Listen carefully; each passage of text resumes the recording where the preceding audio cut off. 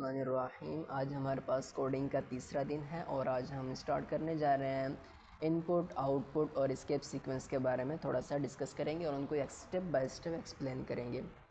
तो previous lecture में जो हम पढ़ चुके हैं, हमारे पास लेक्चर नंबर 1 में हमने डिस्कस किया था इंट्रोडक्शन और बेसिक स्ट्रक्चर ऑपरेशन, और उसके बाद बेनिफिट्स के बारे में बात की थी कि C++ के बेनिफिट्स कौन कौन से हो सकते हैं। लेक्चर नंबर 2 में हमने डिस्कस किया वेरिएबल्स एंड डेटा टाइप्स के बारे में हमने कंप्लीट डिस्कस किया था और स्टेप बाय स्टेप हमने इसको पढ़ा भी था। इंट के बारे में, फ्लोट, डबल, कैरेक्टर, बूल और स्ट्रिंग के बारे में हमने स्टेप बाय स्टेप इसको भी हमने डिस्कस किया था। आज हम लेक्चर नंबर 3 में डिस्कस करने जा रहे हैं input, output and escape sequence के बारे में पढ़ेंगे। आउटपुट तो आपके लिए एक इजी चीज़ है जो हम पहले पढ़ चुके हैं। तो आपके लिए जो आज न्यू चीज़ होने वाली है वो है इनपुट और एस्केप सीक्वेंस। एस्केप सीक्वेंस के अंदर ये 4 ऑपरेशंस हैं, वो किस तरह यूज़ होते हैं वो हम देखेंगे। चलें कोडिंग स्क्रीन पर चलते हैं और सबसे पहले हम न्यू फाइल क्रिएट करते हैं। सबसे पहले हम आउटपुट के बारे में पढ़ेंगे। आउटपुट आप पढ़ तो चुके हैं, लेकिन हम एक मरतबा इसको दोबारा से रिवाइज़ कर लेते हैं। तो पहले मैं एक न्यू फाइल क्रिएट कर लेता हूँ।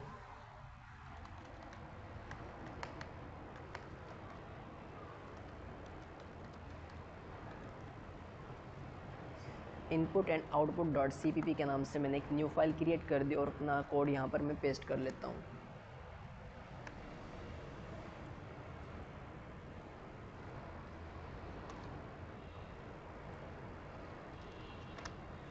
यहाँ पर हम सबसे पहले सिंपल आउटपुट ले लेते हैं।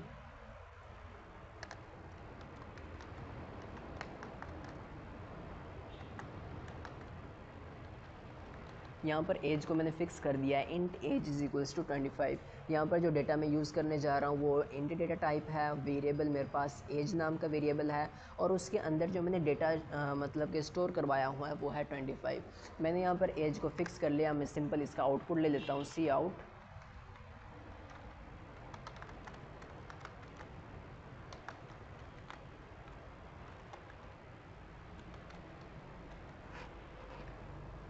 सिंपल इसको रन करवाता हूँ तो मेरे पास आउटपुट आ जाएगा माई एज इज़ 25। तो आउटपुट का ऑपरेशन बहुत ही सिंपल होता है, यह आपके लिए कोई मुश्किल बात नहीं है। आज जो हम न्यू चीज़ करने वाले हैं वो हमारे पास इनपुट और एस्केप सीक्वेंस है। तो यहाँ पर आप देख सकते हैं आपके पास सिंपल आउटपुट आ चुका है, माई एज इज़ 25। अगर मैं यहाँ पर एज को फिक्स ना करूँ तो क्या होगा? अगर मैं यहाँ पर एज को फिक्स नहीं करता तो मुझे मतलब कि इनपुट ऑपरेशन यूज़ करना पड़ेगा। तो चलिए मैं इनपुट ऑपरेशन के बारे में सबसे पहले डिस्कस कर लेता हूँ, क्योंकि आपके लिए आज न्यू चीज़ है। सी आउट लेस देन, यहाँ पर मैं एक और लाइन लिख लेता हूँ ताकि मेरा कोड खूबसूरत दिखाई दे।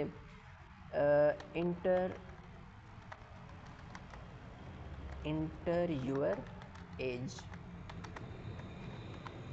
जैसे आप गूगल पे सर्च करते हैं ना इंटर योर एज, उसके बाद वो आपको आपकी एज बता देता है। जैसा कि मतलब कि आप सपोज़ कर लें 2003 में पैदा हुए थे, तो आप उसको करंट ईयर्स डालेंगे, करंट ईयर आपको उसको इनपुट डालेंगे तो वो आपको आपकी एज बता देगा।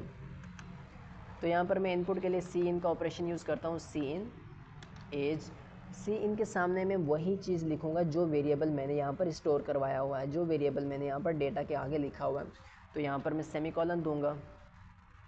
चलिए हम इनपुट लेकर चेक करके देखते हैं हमारा आउटपुट किस तरह का आएगा। एंटर योर एज, यहाँ पर हम अपनी एज डालेंगे। यहाँ पर मैं अगर 25 डालता हूँ तो मेरे पास आउटपुट भी 25 ही आएगा। आप देख सकते हैं माई एज इज़ 25। अगर मैं इसको दोबारा रन करवाऊँ तो देखें क्या होता है।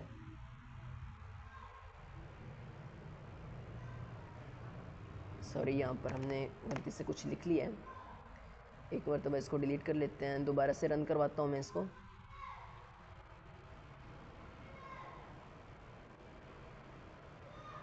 अब यहाँ पर मैं एक डिफरेंट इनपुट देता हूँ। यहाँ पर सपोज़ कर लें मैं यहाँ पर इनपुट देता हूँ 500, तो मेरे पास आउटपुट आएगा माई एज इज़ 500। तो इस तरह आप इनपुट ऑपरेशन का इस्तेमाल कर सकते हैं। तो नेक्स्ट हमारे पास जो चीज़ है ना वो हमारे पास है एस्केप सीक्वेंस। एस्केप सीक्वेंस के ये 4 ऑपरेशन मैंने यहाँ पर दिए हुए हैं, तो इनको यूज़ किस तरह करते हैं चलिए रिकॉर्डिंग स्क्रीन पर देख लेते हैं। यहाँ पर सबसे पहले मैं न्यू फाइल क्रिएट कर लेता हूँ। न्यू फाइल का नाम दे देता हूँ मैं escape sequence dot CPP। New file create करने के बाद यहाँ पर अपना कोड पेस्ट कर लेते हैं। यहाँ पर कोड पेस्ट करने के बाद एक सिंपल सी आउटपुट लाइन लिखते हैं। यहाँ पर अगर मैं लिख लूँ C out less than line 1 line 2 line 3 semicolon, तो C out less than line 1 line 2 line 3। चलिए इसको अब रन करवा कर देखते हैं। तो आप देख सकते हैं कि हमारे पास एक ही लाइन के अंदर ये प्रिंट हो चुके हैं। अगर मैं चाहता हूँ जब मैं चाहता हूँ कि मैं इनको अलग अलग लाइन पे प्रिंट करूँ, तो मैं यहाँ पर जो ऑपरेशन यूज़ करूँगा वो यूज़ करूँगा, या तो मैं एंडल भी यूज़ कर सकता हूँ और उसके अलावा मैं यूज़ कर सकता हूँ जी \n देकर भी आप नेक्स्ट लाइन पर जा सकते हैं। \n बेसिकली ये जो ऑपरेशन होता है नेक्स्ट लाइन के लिए यूज़ होता है। चलिए इसको चेक करके देखते हैं। तो आप जब देखेंगे, जब मैंने ये ऑपरेशन यूज़ किया तो मेरा जो आउटपुट पहले सिंगल लाइन पे शो हो रहा था वो 3 लाइंस के ऊपर शो हो रहा है, लाइन 1 लाइन 2 एंड लाइन 3। तो आप देख चुके, आपको समझ आ गई होगी कि \n ऑपरेशन किस लिए यूज़ होता है। तो नेक्स्ट हमारे पास है जी \कोटेशन मार्क। कोटेशन मार्क हम ऑपरेशन यूज़ तब करते हैं जब हम कोई मतलब कि डायरेक्ट इनडायरेक्ट स्पीच लिख रहे हों। आपने ये इंग्लिश के अंदर पढ़ा भी होगा। चलिए यहाँ पर एक कोई सा सेंटेंस लिख लेते हैं, जैसा कि मैं लिखता हूँ ही सैड मेरे पास डायरेक्ट स्पीच है। अगर मैं इनडायरेक्ट स्पीच इसके सामने लिखना चाहूँ तो वो किस तरह लिखूँगा, तो उसके लिए मैं \कोटेशन मार्क यूज़ करूँगा। \Quotation mark he said I am a beautiful, या आई एम अ प्रोग्रामर। आप कुछ भी लिख सकते हैं, मैं तो वैसे ही लिख रहा हूँ आपको समझाने के लिए। He said I am a programmer. अब आप सोच रहे होंगे कि ये लिखने के लिए मुझे ये लगाने की क्यों ज़रूरत थी, मैं तो वैसे भी लिख सकता था, प्रिंट कर सकता था। तो मैं आपको वो बताता चलूँ कि अगर हम का यूज़ नहीं करेंगे तो हमारे पास एरर आ जाएगा। आप यहाँ पर देख सकते हैं कि he said I am a programmer, यहाँ पर उसने कोटेशन मार्क भी उसने प्रिंट कर दिए। अगर मैं यहाँ पर अगर हटा देता हूँ ना, तो वो कोटेशन मार्क को प्रिंट नहीं कर पाएगा। अब देखिए, अगर आप चाहते हैं कि मैं ये हटाता तो भी मैं प्रिंट कर सकता था, तो ये मैं प्रिंट नहीं कर सकता। देखिए यहाँ पर एरर शो हो रहा है, यहाँ पर हमारे पास रेड हो चुका है, क्योंकि जब भी आप कोटेशन मार्क को प्रिंट करना चाहेंगे तो आपको कोटेशन का ऑपरेशन यूज़ करना पड़ेगा, तब भी आप अपना जो है कोटेशन मार्क को भी प्रिंट कर सकते हैं, अदरवाइज़ आप प्रिंट नहीं कर सकते। चलिए यहाँ पर एक मरतबा फिर से रन करते हैं, उसके बाद नेक्स्ट ऑपरेशन पर चलते हैं हम। तो यहाँ पर आप देख सकते हैं हमारे पास हमारा आउटपुट आ चुका है, he said I am a programmer. हमारे पास कोटेशन मार्क भी प्रिंट हो चुका है।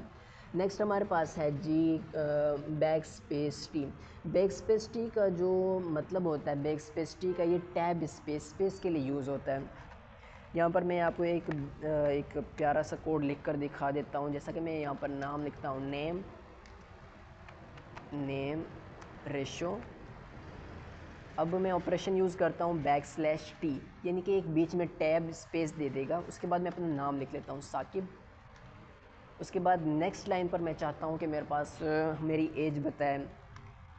नेक्स्ट लाइन के लिए हम n ऑपरेशन यूज़ करते हैं \n में, पहले मैं आपको बता चुका हूँ। अब यहाँ पर मैं लिखता हूँ एज, एक टैब स्पेस, एज मेरी बता दे 25। उसके बाद जी मैं एक न्यू लाइन और क्रिएट करता हूँ। न्यू लाइन क्रिएट करने के बाद मैं बता देता हूँ सब्जेक्ट।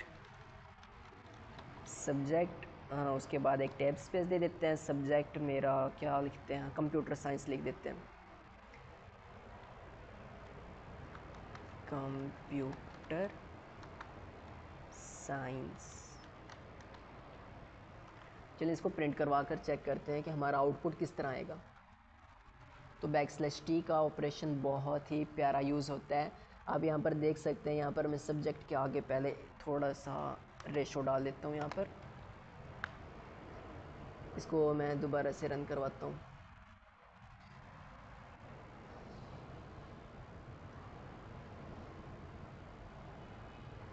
जी, तो आप देख सकते हैं मेरे पास कितना प्यारा आउटपुट आ चुका है। नेम साकिब, एज के आगे 25 लिखा हुआ है, सब्जेक्ट मेरा कंप्यूटर साइंस उसने यहाँ पर शो किया हुआ है।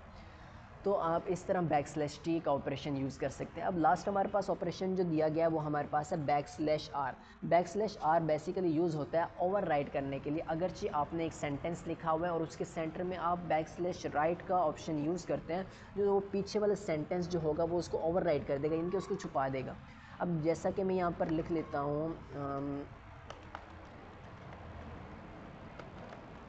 साकिब इज़ा, चलो अपना कंप्लीट नाम लिखकर उसके बीच में मैं ये ऑपरेशन लगा देता हूँ, R Saqib backslash R Hussain. अगर मैं इस ऑपरेशन को यूज़ ना करूँ तो पहले मेरा सिंपल आउटपुट देख लें। मेरे पास सिंपल आउटपुट क्या आता है, सिंपल मेरा नाम वो शो करवा देगा साकिब हुसैन, साकिब हुसैन। अगर मैं यहाँ पर इसके सेंटर में ये ऑपरेशन यूज़ करता हूँ बैकस्लैश आर, तो देखेंगे कि आप ये मेरे पीछे वाले नाम को जो है ना ओवरराइट कर देगा, यानी कि उसको छुपा देगा और हुसैन को प्रिंट कर देगा। रन करवा कर देखते हैं।